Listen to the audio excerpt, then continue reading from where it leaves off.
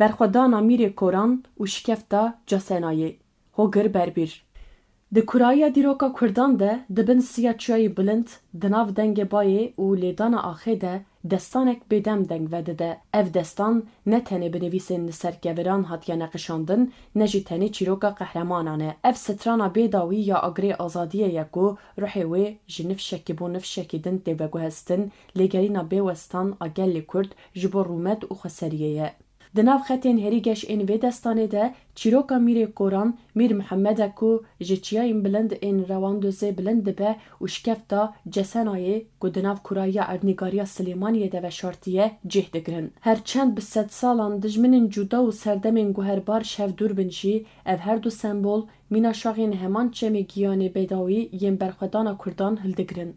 Ev her du sembol mîna şaxên heman çemê giyanê bêdawî yê Berxwedana Kurdan hildigirin. Di sala 2025 de bi merasîmeke danîna çekan alibin siya Şikefta Casenayê ev destan careke din ji nû ve tê nivîsandin Mîrê Kor şêrê çiyayan. Di destpêka sed sala 19 de li ser çiyayên bilind ên Rewanduzê di nav şaxên Firat û Dicleyê de şewqek azadiyê veket.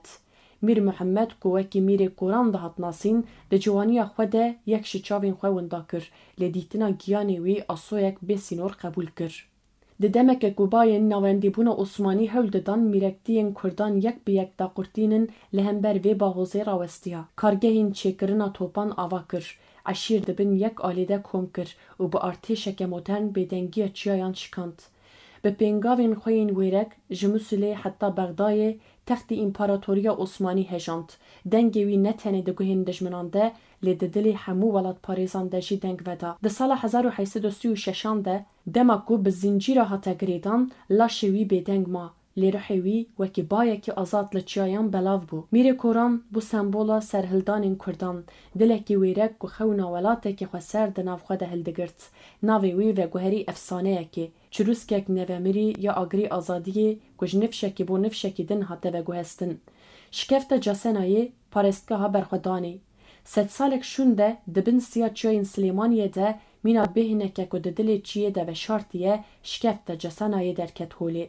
Di destpêka sed sala bîstan de dema ku siya kolonyalîzma Brîtanî Kurdistanê tarî kir, Şêx Mehmûd Berzencî di vê şikeftê de çirûskeke hêviyê pêxist. Di rojên tarîyên sala 1923 de dema ku topên Brîtanî bi hesin û agir li Silêmaniyê diqiriyan, Berzencî û hevalên wî xwe di kuraya vê şikeftê de girtin. Casenayê ne tenê stargehek bû, lê bû parêstgeheke pîroz a Berxwedanê ciyê ku agrî azadiyê lê geş bû. Berzencî bi çapxaneya ku di dema revîna xwe de bi xwe re kiribû, di nav dîwarên şil ên şikeftê de mucizeyeka firand. Rojnameya Bangê dengê rastiyê derçû. Di hejmara yekem avê rojnameyê de ku di 8 Adara 1923 de hate weşandin, wî banga cihadê li dijî Brîtaniyan kir. Ev rojname ne tenê parçeyek kaxez bû, tovên hêviyê bûn ku di dilê Kurdan de hatin çandin, qîrînek bû ku mîna agrê kawayî hesinkar bi azadiyê geş dibû. Şikefta Casenayê ji kevir û axa xwe wê de tir bû keleheke Berxwedanê parêstgeheke baweriyê. Çîroka Şêx Mehmûd Berzencî ne tenê di şikeftê de hate nivîsandin. Di rexsa jeopolîtîk a wê serdemê de wî bi hostatiyê rolek lîst. Di destpêka sala 1923 de wî bi Alî Şefîk Özdemîr, nûnerê Meclîsa Mezin a Neteweyî ya Tirkiyê têkilî danî ku ji bo şerkirina li dijî Brîtaniyan hatibû şandin. Di Kongreya 29 Çileya 1923 de li Silêmaniyê nûnerên eşîran û rewşenbîrên Kurd biryar dan ku bi Enqerê re hevkariyê bikin. Ev biryar ji aliyê şandeyekê ve bi serokatiya Zavayê Berzencî, Kapîtan Fettah ji Mustafa Kemal re hat deragihandin. Şikefta Casenayê bû şahidê bêdeng vê hevpeymaniya dîrokî. Pirek ku têkoşîna Kurdan bi şerê serxwebûna Tirkan vegirê dida. Ev yek ne tenê hevpeymaneke stratejîk lê nîşana hêvî û yekîtiyê bû. Sal 2025 dengê Casenayê dîsa bilind dibe. Her çend sed salan derbas bûne jî Şikefta Casenayê wekî bîranînek zindî ya Berxwedana Kurdan dimîne. Merasîma danîna çekan a gerîlayên PKK li nêzî vê şikeftê di sala 2025 de careke din hêza sembolîk a vî cih mekanî aşkere kir. Ev merasîm ku li bin siya çiyayê Casenayê li nêzî bajarokê Sûrdaşî yê Silêmaniyê hate darxistin, ne tenê dawî hatina qonaxekê lê destpêka qonaxeke nû bû. Sed salek piştî banga Şêx Mehmûd Berzenci ya cihadî li dijî Brîtanyan şikeft bu cî hêviyeke nû ji bo aştiyeke mayînde li ser vê xakê. Hilbijartina Casenayê ne tesadüf bû. Ev şikeft ciyê ku Mehmûd Berzenci wekî padîşahê Kurdistanê qêriya bû û bangê heq agirê rojnamegeriya azadiyê pêxiste bû. Hilbijartina vê cihê jaliyê gerîlayên PKK ve rêzgirtinek kur bû û ji dîroka Kurdan pireke sembolîk bû ku ruhê şervanên rabirdûyê bi hêviya aştiyê ya pêşerojê ve girê dide. Casenayê ji kevir û axa xwe wê de tir dilê destana Berxwedana Kurdan bû parêzgeheke herî ya lêgerîna azadiyê bû. Destanek bêdem. Di rûpelên dîrokê de dibe ku di navbera Mîrê Kor û Şikefta Casenayê de têkiliyeke rasterast xuya neke. Yek di sed sala 19yan de li dijî Osmaniyan şer kir. Yê din di sed sala 20 de li hember kolonyalizma Brîtanî xewna dewletekê neteweyî dişopand. Sed salan dijminên cuda û erdnîgariyeke guherbar wan ji hev dûr dixe.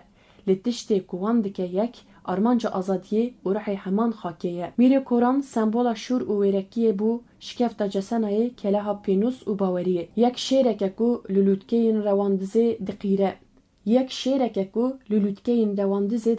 Yê din di şikeftê de agirê hêviyê geş dike. Her du jî heman rastiyê diqîrin. Daxwaza gelê Kurd ji bo azadiyê ne tenê bi demê û ne jê bi dijminan têşkilandin. Artêşên Mîr Muhemmed çapxaneya Berzenci û çekên ku di sala 2025 de li bin siya Casenayê hatin danîn şaxên cudayên heman çemîne. Ev çemçemî azadî û hurmetê ye ku ji çiyayan berbideştan ve ji rabûrdiyê berbipêşerojê ve diherike û wê her dem biherike. Mîrê Koran û Şikefta Casenayê ne tenê kesayetî an ciyên dîrokî ne. Ew bêhtên destanekê ne ku di kuraya dîroka Kurdan de deng vedide. Têgihiştina wan ne tenê xwendina rabûrdiyê ye, lê hîskirina agirê azadiyê ye ku hîn jî germ e.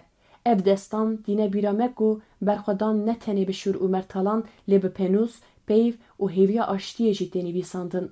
Çekên ku li bin siya Casenayê hatin danîn bi banga Şêx Mehmûd Berzenci û serhildana Mîrê Koran re refleksên cudayên heman ruhîne. Ev destan strana bêdawî ya lêgerîna azadiyê ye ku li serê çiyayan bi dengê bayê û agirê azadiyê heta hetayê deng vedide.